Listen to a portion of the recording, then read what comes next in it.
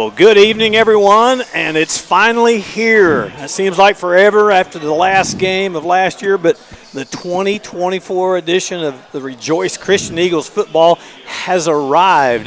Hello and welcome to the Rejoice Christian Eagles Coaches Show. I'm Bill Bush, joined by my wingman, Mark Kirk, and, of course, head coach of the Rejoice Eagles, Brent Marley. And, as always, Todd Whitten back there behind the camera and the controls. We're coming to you live. It's exciting, folks, and you're going to want to get involved this year. It's a little noisier, yeah. If you notice, it's a little noisier, but if you also notice, you got a little B-Dubs hat here. That's right. We're coming to you live from our new Coaches Show broadcast location, Buffalo Wild Wings, right here in Owasso.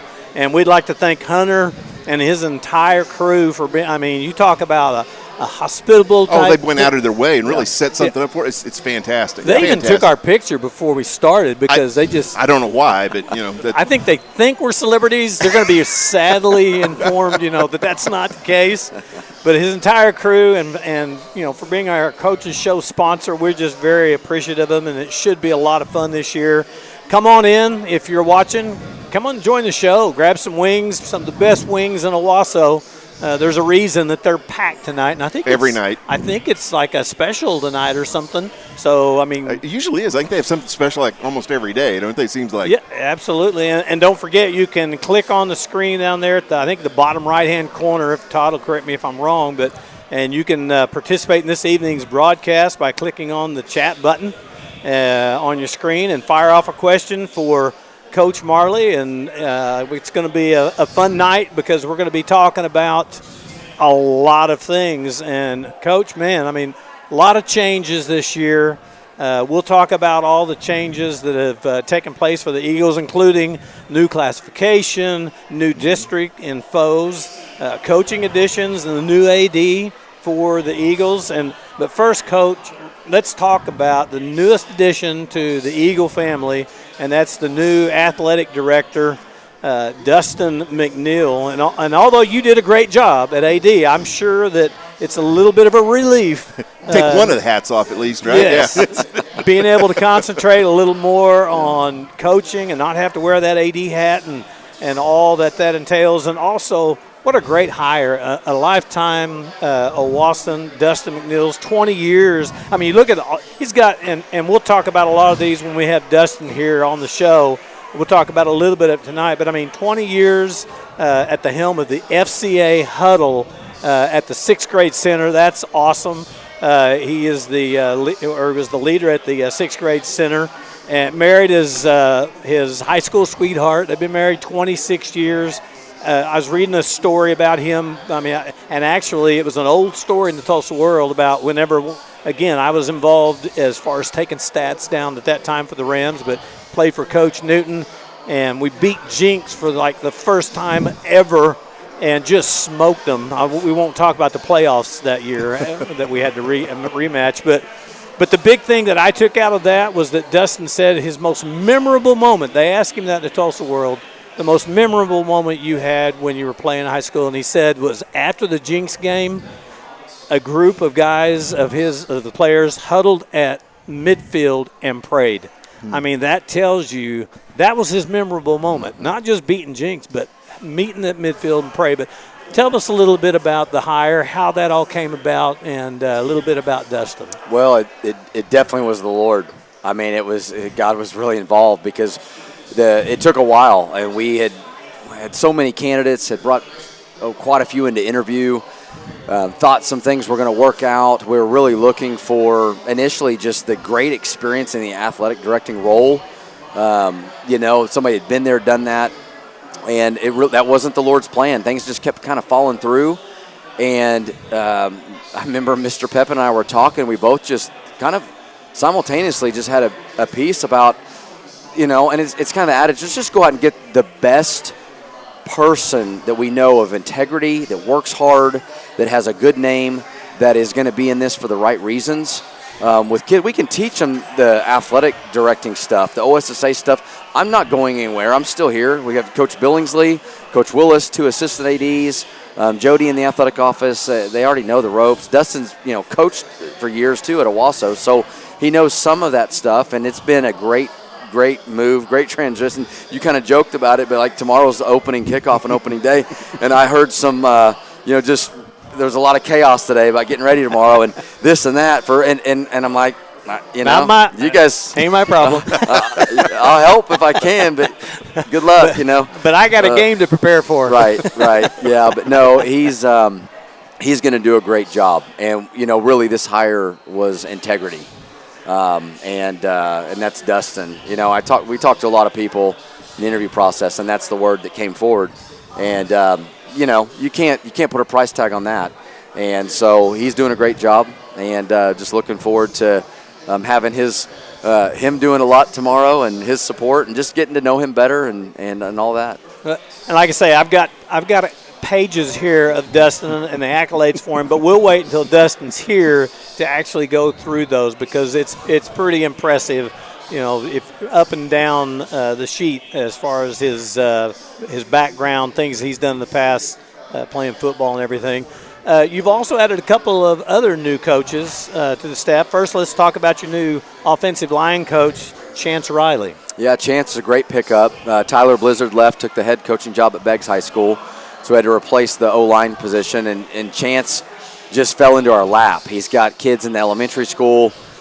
His wife was a collegiate basketball player. Chance played college football for Pitt State, and he's a Collinsville alum, and then he went back and coached at Pitt State.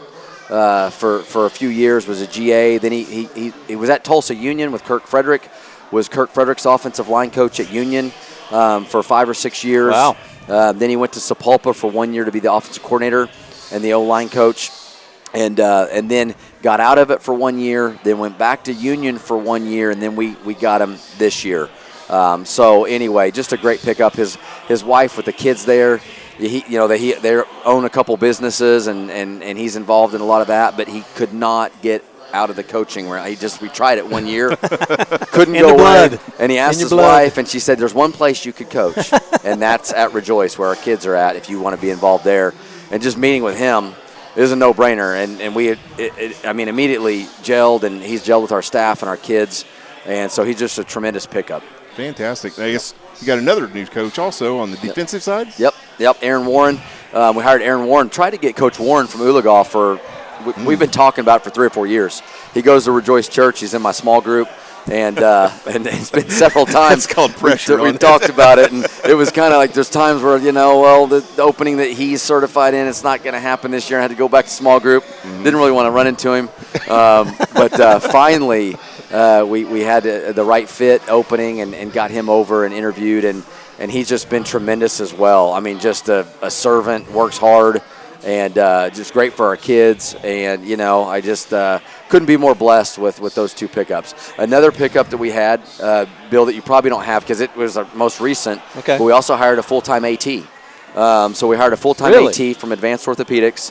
Her name is Caitlin Weens. She was Dr. Brad Boone's assistant in clinic, who's University of Tulsa's team doctor. She interned with the Denver Broncos. She was a football trainer for Oklahoma State University for football, and then at the University of Tulsa under, I think, Coach Montgomery for a while, and then Coach Wilson. And then we just hired her full-time. And so she's with us, from now on. So that's such an important aspect, too, that a lot of teams don't have that. Yes. To be able to fall back on, to have that professional medical help on the field, right? Yes, and I just saw that question. What is an AT? Well, it's an athletic trainer. Certified athletic trainer, And so, she told me the other day she had 30 patients last week. Wow. I mean, it is, and she, every day after practice, gives me a report. We've got 4 or 5 kids she's treating right now. They're playing. Several of them are playing. There's a couple sitting out. But playing through, rehabbing them through, there's no longer us just hoping they go to the doctor. She contacts the doctor. The doctors contact her. We're getting emails of their diagnosis and their reports. Instead of having to wait till the next week and then wait till they get it. That's really a phenomenal hire. It is. When you can have somebody on that instead of, like I say, you're not sure if somebody's hurt, she can do concussion protocol and know exactly what she's doing instead of taking a guess, which is really important for the kids. But just to be able to assess injuries and say, it's just a slight sprain. Coach, get him back out there. That's right. No, That's right. We also added a young man named Seth McNamer to our staff to help with video coordinating.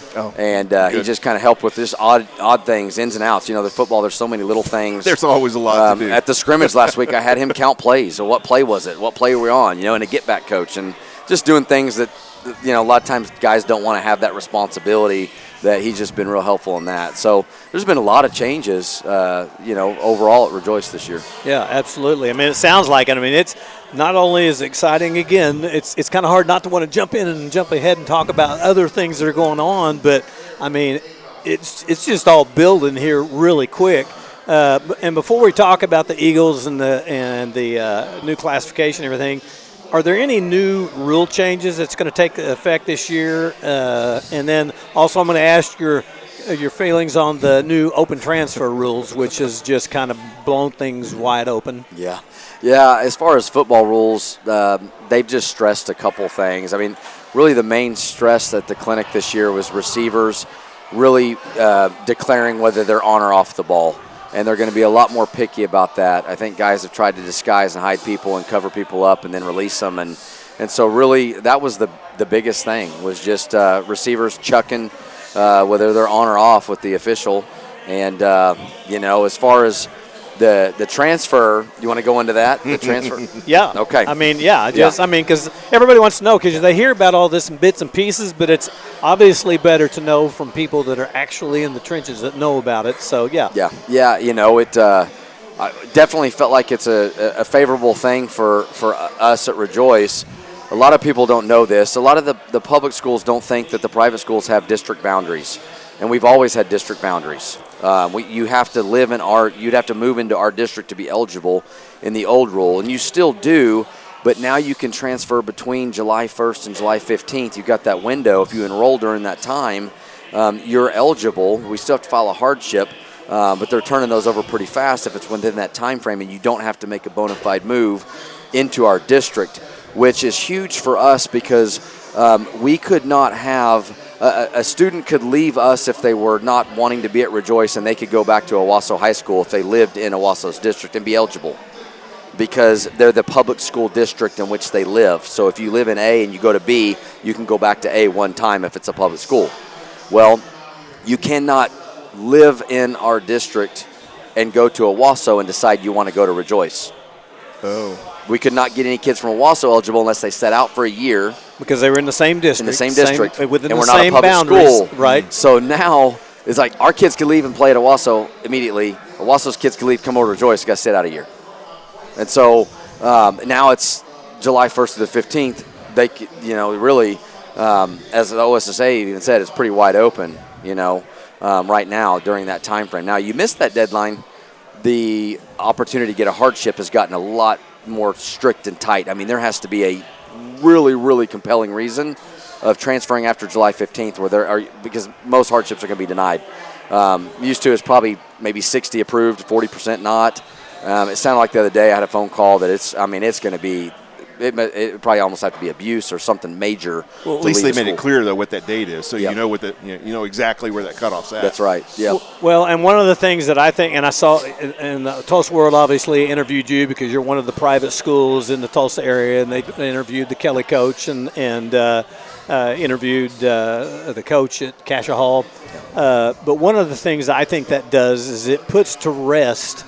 For me anyway, because Mark and I, when we go on the road, it was constantly, they're good because they recruit and they get it puts that to rest to now, and the way that helps Rejoice is that, and we'll talk about that now, is the classification change. Mm-hmm. So now it puts us on even footing with schools the same size that we are, because and the OSSA was forced to do it because I think Oklahoma City Cassidy, can't remember who, mm-hmm. and I can't remember, did they actually take him to court, or was there a threaten? There were 4 or 5 Oklahoma City private schools that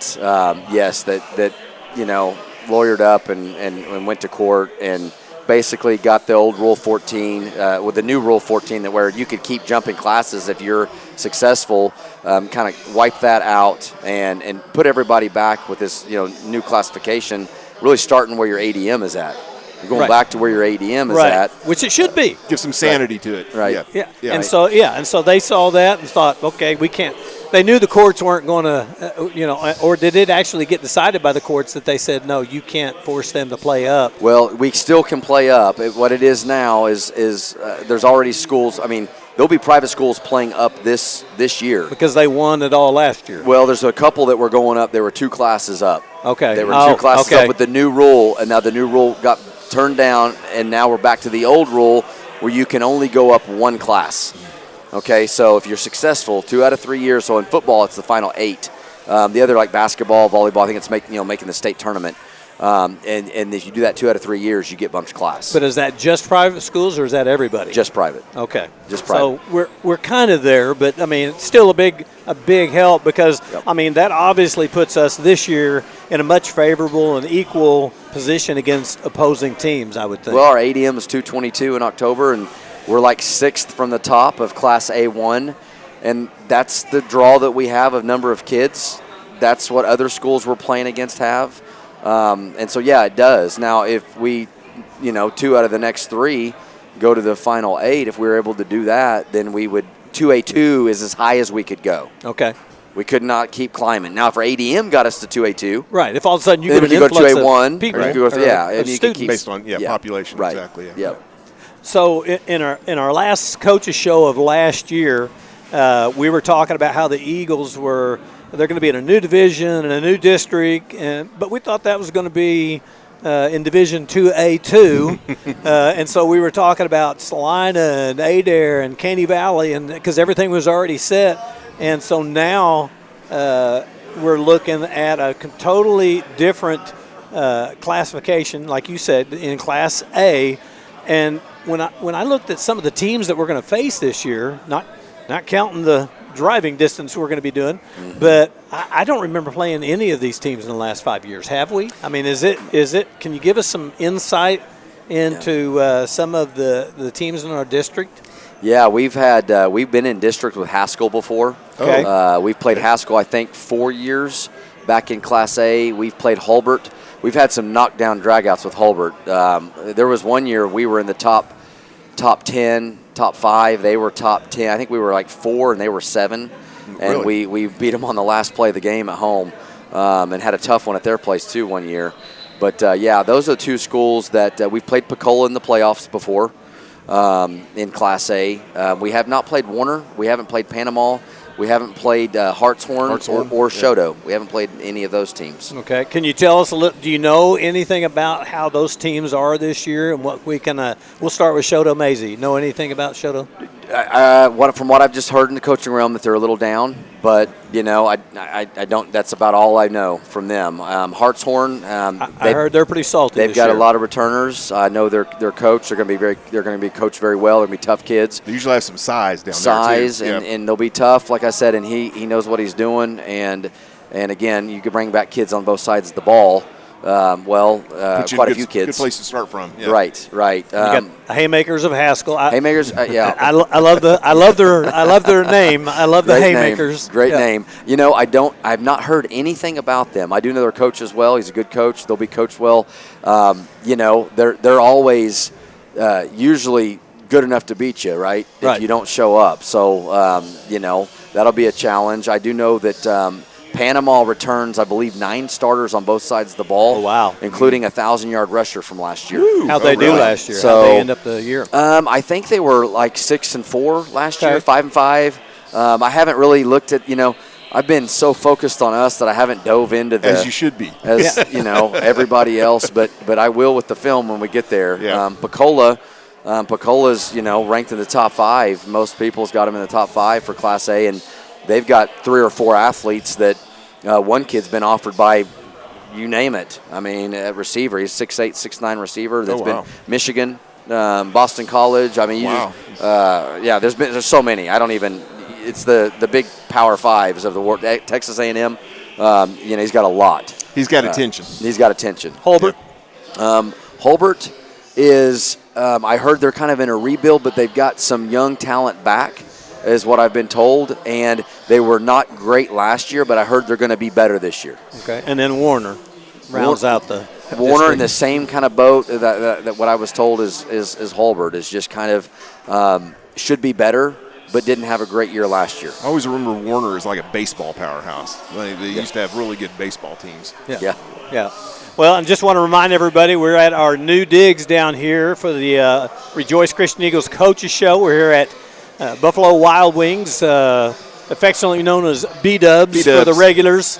So when we invite you to come up here, next week we'll be at the Gathering on Main, but this is going to be our regular place to hold the coaches show, and we got several people up here. I think we've got more people up here for tonight's show than any show that we did last year because it's a favorite eating spot of a lot of people, and so it's a lot of fun. Yeah, it's a lot of fun. As you can tell, it's loud. Ball games going on everywhere. We got the TU game, we've got the Arkansas game, and of course, all the time they've got stuff going on. So again, invite you to come on down here, take advantage of any specials they've got.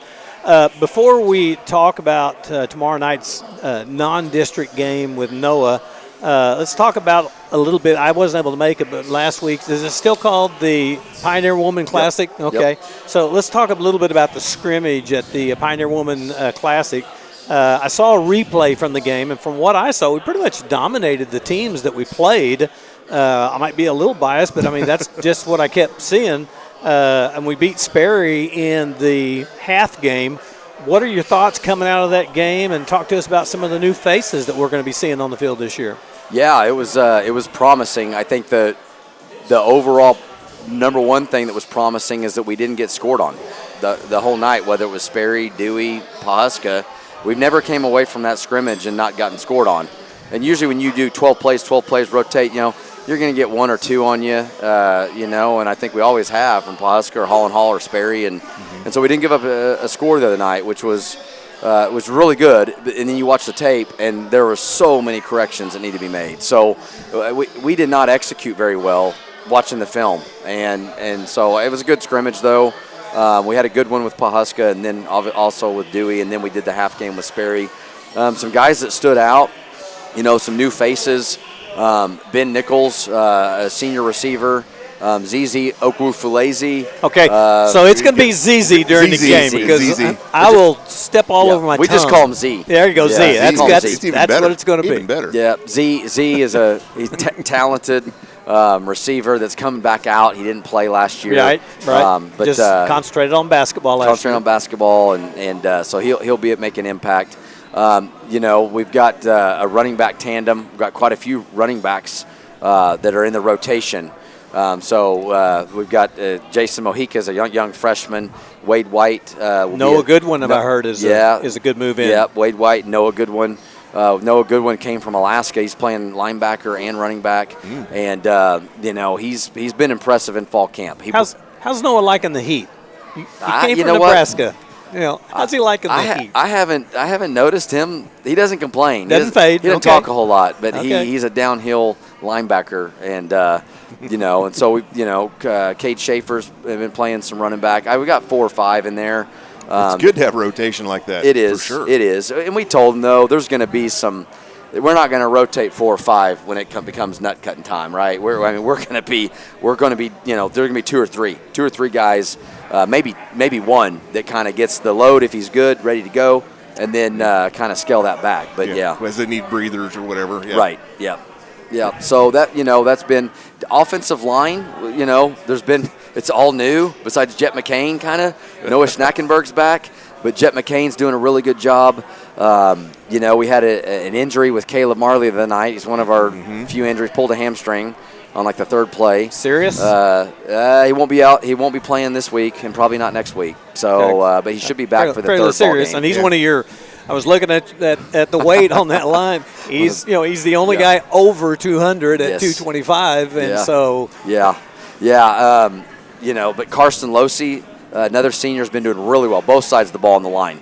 He was a wrecking ball at nose guard the other night. Played really well. Trey Sanchez, sophomore. He's gained so much. He's gotten so much better. He's going to be a really good guy for us up front. And so I could talk about a lot. There's a lot of brights. But Tristan White at corner, I've really been impressed with him. Zizi back at corner on the other side, been really impressed with him. Cade Schaefer at linebacker. There's just Camion in the back end, Holt Wilson in the back end in the secondary, Tristan Willis, another young freshman at outside linebacker. Maverick Gwynn came back out. He looks good at outside linebacker. I saw Witten make a toe touch catch. Blake Witten made it, on the sidelines. Yeah. And then, then we've got. But I haven't heard anything because you're going to do it again. I can tell you're not going to brag on your son, but I'm telling you, Cale dropped some dimes. He was really impressive with his throwing. I mean, obviously he's really good at running because he jukes guys and takes off, but he was dropping dimes. Yeah, he got hit a lot the other night. We were talking about talked to the team about our pass protection, but he got hit more the other night in the scrimmage than he probably ever has. But I think it was good for him coming back and just getting the feel of the game again. But I was impressed with a few of his throws as he's under duress and getting hit, and the one to Blake on the sidelines on a comeback route, was pretty good by both those guys. And but, the touchdown, didn't he throw the one to Z? Threw one to Z. In the corner? Yep, threw one to Z. That was against. He threw one to Z against Pawhuska. Pawhuska, right? And then he threw a fade to Ben Nichols. It was called back in the half game. But he threw. Neil Lieber had a pretty good night receiving. He's another young receiver. Well, he'll be a junior this year. But there's just a lot of. I feel like there's just a lot of movement with the ball this year. There's more guys to get the ball in their hands. There's more playmakers. Camion, as we go along, we got to start getting him involved. I mean, obviously, we got really good young quarterbacks. I mean, Camion, we have a transfer. Kenyon Terwilliger, another freshman. He's a good got a good head on him, good arm. Max Eichmann, we had a kid transferring from Noah that's a junior. He's starting for us right now at outside linebacker, and found a spot for him. He's also a backup, but defensively, I think he can help us. So there's just a lot. We want to play a lot of kids and let a lot of kids play, and that experience that they get pays out dividends in the years to come. It does. We're seeing that right now. Some of the guys that are shining right now getting that experience last year. That's right. Yeah, so. And I think our depth's pretty good in a lot of spots. How many returns do you actually have from last year? Well, we only have 3 returning starters on both sides of the ball. Yeah, which is really low. That's pretty skinny. But we're looking at 27, 28 kids back in February. And we got the spring ball, like, okay, we might have 30, right? 31. Now we have about 42, 43. So it's been good. And I heard that Duncan Andrus did a great job of kicking, yes. Which, you had Price from last year, but then you had Duncan behind him. And there were several times, Mark, you're just talking about it, several times that he was able to get in last year and kick off and get him kind of used to that. Yeah. So now he's in the fire, he's the guy, and so, but I heard that he performed really well. Yeah, he didn't miss the PAT, and we didn't get to kick off the other night. Right. We punted one time. We scored every time we touched the ball. We punted one time because we had the touchdown called back, and so it put us in a bad situation. But it's nice to have a kicker like that after you graduate. Kicker like you had. Yeah, exactly. A stud like Maverick was. As far as injuries, so the only injury that really came out of that was Caleb. Yeah, Caleb, and then we a young man named Zion Lotes, another backup lineman. We'll get him back in a couple weeks. He's been out. We've had another freshman was out the other night that I think will get back. We've got a few kids with dings. Caitlin's monitoring a lot of stuff, but as far as sitting out, we did lose one young man named Britton Knapp that's a sophomore, great athlete. He's going to be a player for us. I hope he stays with it, but he's got an injury that he has to have surgery on, so he'll be done for the year. But he's really the only one. And it wasn't from the scrimmage. He'd heard it at the beginning of the summer, back in the early part of the summer, and so he just tried to play through it, and found out that he's got to get his hips operated on. So that's too bad. And then, so let's talk a little bit about tomorrow night's opponent, Noah. I know a lot of people might think that, this should be an easy win. We're playing a bunch of homeschoolers. However, I heard it through the grapevine that they've got a very competitive and really good quarterback, and that when you guys played them 7-on-7 this year in the tournament, that they held their own. And that also want to remind people they had a guy by the name of Danny O'Kay who was a 4-star recruit the number 1 recruit out of the state of Oklahoma, and is now playing with a little team down in Norman called the Oklahoma Sooners. So if you think that nothing comes out of Noah, you're dead wrong. Tell us a little bit about them tomorrow night. Big up front, athletic. Yeah, I mean, we better be ready to play. They've got 4 or 5 playmakers on offense. The quarterback, Nathan Moses, like you said, 6'4", 195. Can throw it, can run it. He's a tough runner. Number 4, outside receiver. 6'4" quarterback. 6'4" quarterback. That sounds like a Chance Wilson kind of height. Oh, yeah. No, he's a big kid. And he kind of a dual threat. Number 11, Jonathan McGee, tailback, really good. Number 34, Noah Kessner, really good player at tailback and linebacker. And then number 4, 45, they got a couple of receivers that can play. There's even more that contribute. And number 75, I mean, he's one of their defensive ends. He's a big kid, wrecking ball. They've just got, and this coach's son, the Bollinger kid, they've just got a big offensive line, big defensive line. They've got a lot of talent.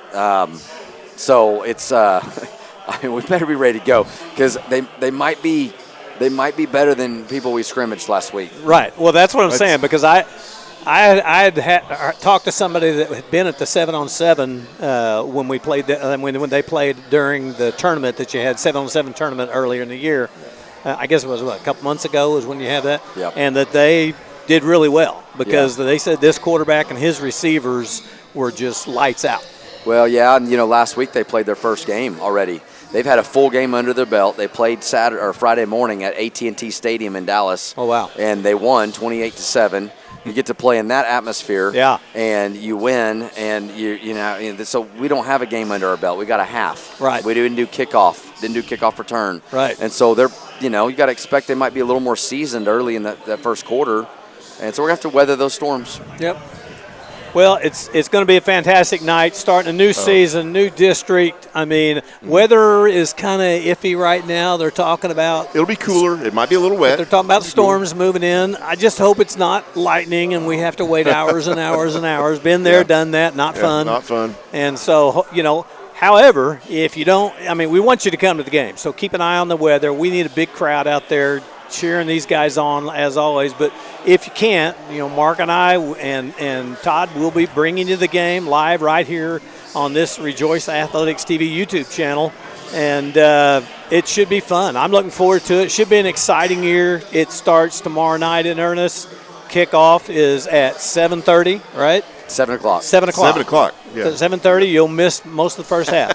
7 o'clock. Be there at 7 o'clock cheering these guys on. Mark, any last comments? It just seems like we're just here the other day. I mean, on the one hand, a lot of things have happened, but anxious to get going again, and I think it's going to be a lot of fun. Yeah. Guaranteed it's going to be a lot of fun. Oh, yeah, that's guaranteed. It'll be exciting. There'll be a lot of scoring, I think. This may be one of those years where it's track meets and who can outscore. Never seen that happen before. No, not Rejoice. No. Coach, any last comments? No, just grateful to be back at it. So, 100%. Thanks again for B-Dubs for letting us be for them being our host this year. It's going to be a whole lot of fun up here on Coach's Show night, and we want everybody to fill this little area up that we're at. From a wingman, Mark Kirk, head coach Brent Marley, and of course our engineer Todd Witten at the controls, I'm Bill Bush, and you've been watching the Rejoice Christian Eagles Coaches Show on this Rejoice Athletics TV YouTube channel. Good night, God bless, and go Eagles!